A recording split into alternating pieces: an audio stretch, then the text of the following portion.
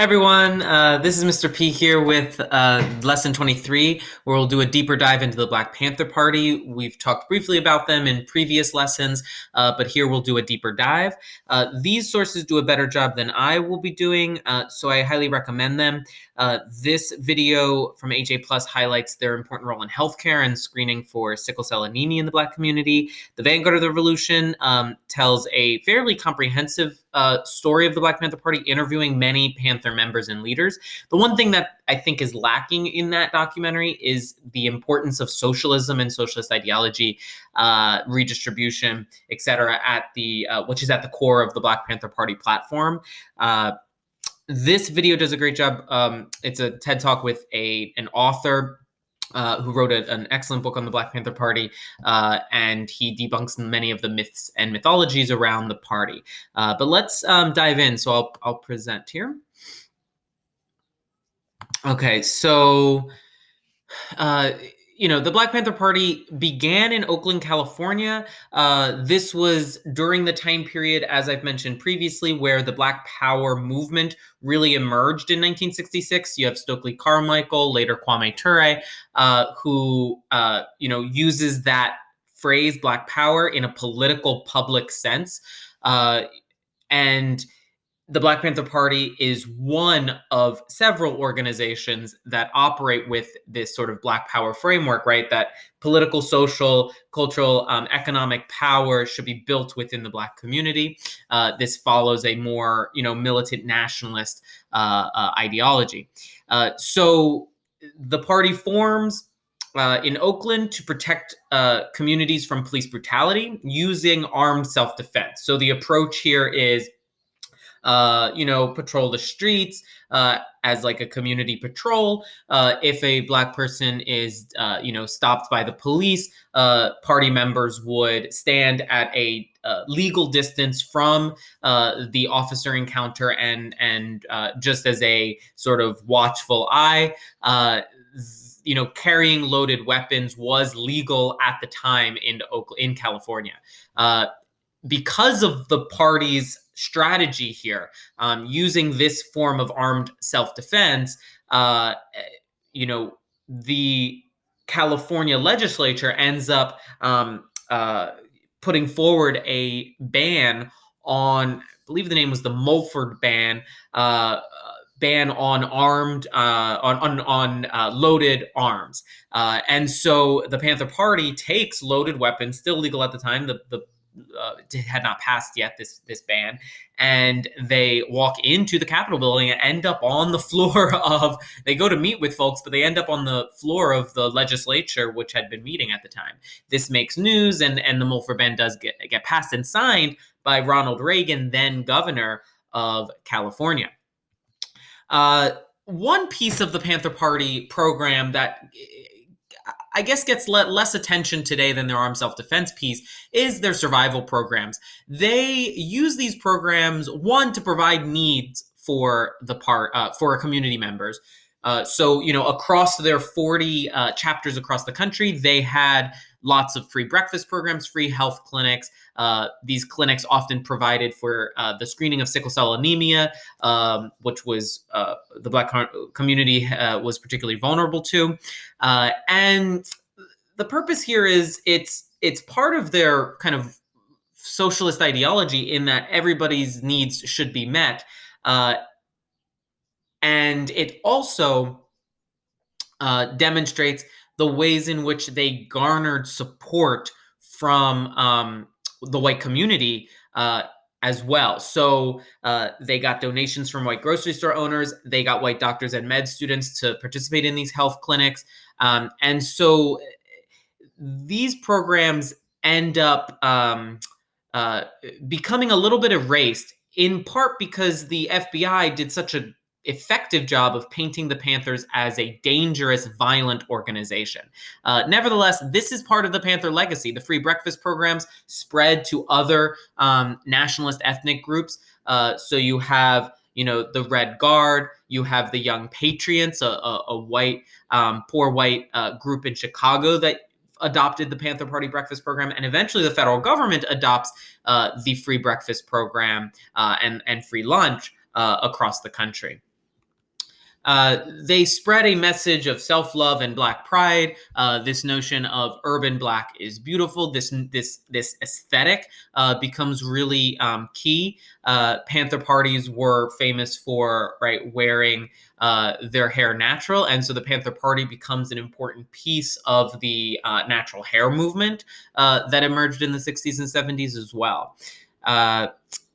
They established their 10-point platform as their kind of demand, their vision for a liberated society.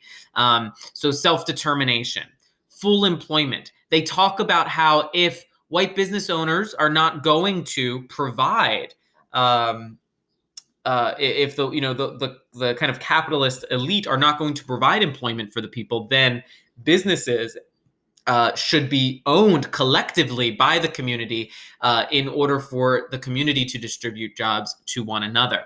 That's part of their kind of socialist framework.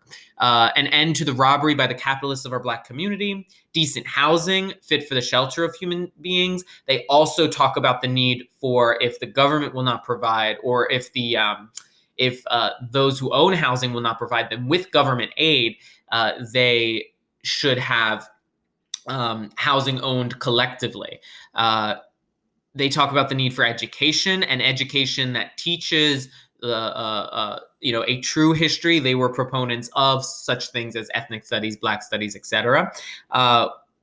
We want all Black men to be exempt from military service, right? Remember, this is during the Vietnam War. Black folks, Chicano folks, were disproportionately drafted and on the front lines of the Vietnam War, dying at higher rates than other racial groups. And so they talk very clearly about as Dr. King later does by 1966, and as Malcolm X did, and as other groups did, the Brown Berets, Chicano group, they critique the Vietnam War as a colonial war in which the United States was using, people of color and poor white folks in the United States to fight a war on behalf of initially French colonialists, and then later, as part of this Cold War effort. And so, against, South Asian Vietnamese folks, Southeast Asian Vietnamese folks there, and so they talk about not wanting to be used as a pawn to kill other people of color. An end to police brutality. They also talk about the need to get Black folks out of jails because they had not been receiving a fair trial of their peers. So they also talk about the need to have fair trials with a jury of their peers. Black folks were largely tried by all white juries during this time. Black folks, while legally given the right to serve on a jury, were often not serving on juries. We want land, bread, housing, education, clothing, justice, and peace. So this is the 10-point platform. Emory Douglas, creates a number of beautiful pieces of artwork for the Panther newspaper, many of which depict the 10-point platforms. The Black Panther Party also embodies an interracial kind of organizing and solidarity that often goes unnoticed. So Fred Hampton talks about the need to fight racism, not with racism, but with solidarity. You can read more about his work with the Young Patriots and the Young Lords in Chicago, where a poor white group in the north side of Chicago had been doing a lot of work, and they used symbolism of the Confederate flags and whatnot. Nevertheless, Fred Hampton and the Black Panther Party worked with them and helped them, taught them how to establish the free breakfast program, the free clinics, and how to fight for freer housing and whatnot. So there was a way in which they were able to, and these are some images from those folks working together, a way in which they work together, even across differences and disagreements. And that's something that's really important to highlight, a legacy of the Black Panther Party. And this made Fred Hampton particularly dangerous. And so his bodyguard, named William O'Neill, was actually an informant for the Black Panthers. And the FBI delivers key information about where Fred Hampton was staying and whatnot to the Chicago police, who then use that information to conduct a raid on Hampton's apartment. His wife, Deborah Johnson, was pregnant, 8 months pregnant. Fred Hampton had been slipped a drug. by his bodyguard and was, did not wake up. His wife did, but he is murdered by the Chicago police in his apartment. And it's assassinations like that. It's false charges, conspiracy charges against the Panther 21 in New York, that they planted bombs. They did not. They're all acquitted. It's efforts like that that the FBI uses in their neutralization program, their counterintelligence program, COINTELPRO, which initially formed to disrupt the Communist Party. It expanded to include, efforts to disrupt groups like the KKK, the Socialist Workers Party, the Black Panther Party. They did not distinguish between groups like the KKK, an actual white nationalist terrorist group, or versus a group like the Black Panther Party. And actually, most of their work, 84% of their operations targeted the Black Panthers. They raided offices like this one here in Philadelphia, and they used informants, and they also sent anonymous letters to groups like the Blackstone Rangers to pit organizations and gangs against the Panthers, to distract the Panthers with street fights that also distracted them from their program and would get them arrested. So these were efforts by the FBI. A lot of this comes out in 1975, 76 when Congress investigates this. And after Hoover is no longer with the FBI, he had been with the FBI for decades. And once they change leadership, Congress does investigate and releases lots of reports. And you can go on FBI website, and many of these reports are now released and available. They had the goal, of preventing a coalition of militant Black nationalist groups. Think about how they use the term Mau Mau, because we studied, the Mau Mau revolution in Kenya. They wanted to prevent the rise of a messiah, someone like a Malcolm X or a Dr. King. Fred Hampton ended up becoming a threat in that way, someone who could unify not just the Black nationalist movement, but inter-ethnic groups. So that's why he had become a target. They wanted to neutralize groups before they used violence. And let's remember, that the Black Panther Party actually didn't initiate violence. Even the Black Panther was a symbol of a wildcat that did not initiate attacks, but would defend itself. And that's how they thought of themselves. Now, there were those who, argued for a more revolutionary taking over of the U.S. government kind of approach, but that was not something that they actively actually really did. So they also wanted to make, discredit their leaders as well. The organization ends up declining by the early 70s. Officially disbands by 1982. There is a split. After Huey P. Newton gets out, he becomes very committed to the survival programs, worried that this more revolutionary task of overthrowing the U.S. government is going to get them all killed. And so Huey P. Newton focused on the survival programs. Eldridge Cleaver, so this is Newton, Eldridge Cleaver feels as though the survival programs are, he kind of mocks them. He says they're not a revolutionary program. And so there becomes this split that the FBI takes advantage of. And they, send anonymous letters and create a culture of paranoia and distrust within the Panther Party. In the midst of this, Elaine Brown and Bobby Seale go back to Oakland and run for mayor and city council. They get, about 30,000 people registered to vote, but they don't win.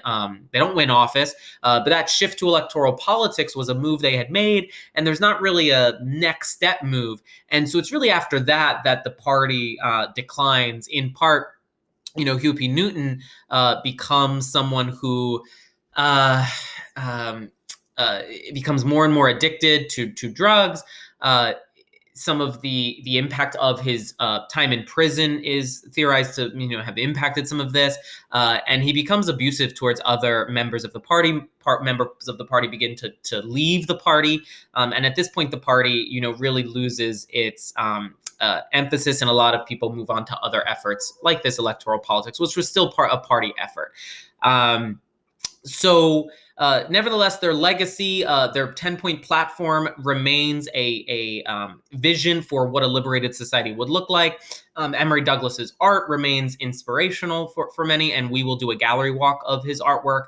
And of course, the party free breakfast programs and whatnot, and their vision to counter police brutality remain a legacy for many groups today, including the Black Lives Matter movement.